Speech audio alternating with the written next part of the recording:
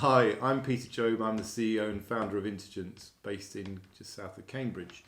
Today we're going to talk to you about how to build an IT service desk from scratch. So 7 really useful tips if you're thinking about how to do that. Now, the reason that we thought it would be great was that originally when we founded the IT service desk in Cambridge, which was about 6 years ago, there were lots of things we had to consider. So we thought we'd give you some tips if you're thinking of doing the same, either as an enterprise or as an organisation. So here we go. Here's the first of the 7 tips. Firstly, one of the things you're going to have to think about really carefully is physical area. So where are you going to put your IT help desk? You need to think about the staff you're going to put into the area, their well-being, what the area looks like, but also importantly physical security. So how many of your staff do you need, for example? Desks, equipment, resources.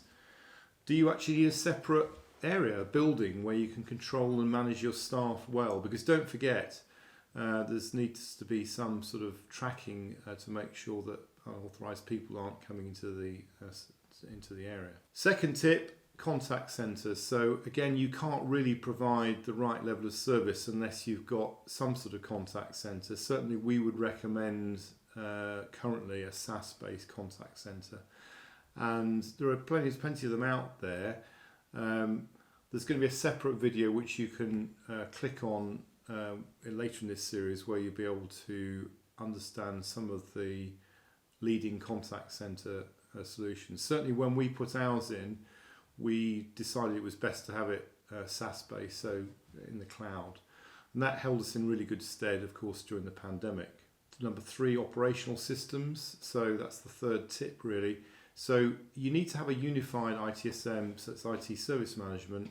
It's really all about observability now. That's the key message that we're kind of taking to all our customers. Being able to see as much as you can.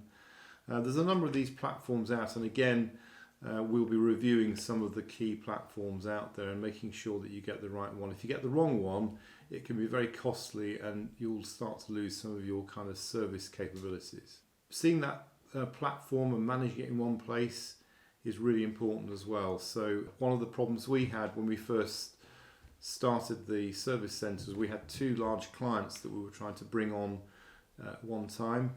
And of course, every client's different. They have multiple systems, whether it's LAN, WAN, security. So being able to see everything in one place was really important. Now, we didn't have that when we started, and that's something else we'll talk about later on.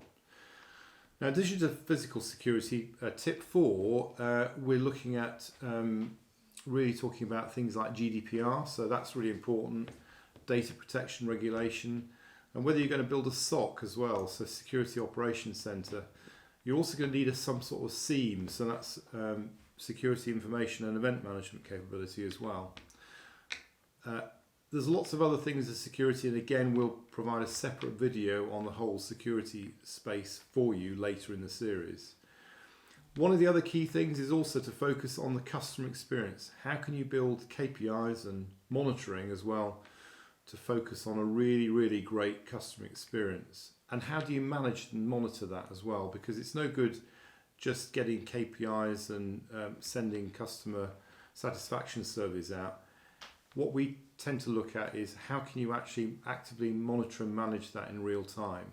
Also, transparency. So in other words, it's really important you get the right level of feedback, but also to be able to share some of the things that don't go quite so well. Having that full ITIL capability, the ITIL framework, so IT information library. Being able to embrace ISO standards as well. So that is a whole separate area that we've done a whole load of work on. ISO 9001 for standards, of course, and then 27001 for security. And then lastly, and probably the most important area of all, are your staff, of course. So if you haven't got great staff, your service level will drop considerably, and that's where you start to get complaints. So you need to have the right staff, make sure they've got the right technology background, but also they've got to be able to solve problems very often quickly and under stress. And of course, without the customer skills, that won't work properly either. So really making sure they've got great customer experience, great customer skills. They're probably the 7 key things you need to be considering if you're building an IT service centre from scratch. So that's the end of the 7 tips. Please click the link below if you like what we're talking about, and also, as I say, there will be further videos in this series going forward, actually looking in all of those 7 tips in a lot more detail. So thank you, look forward to speaking to you again.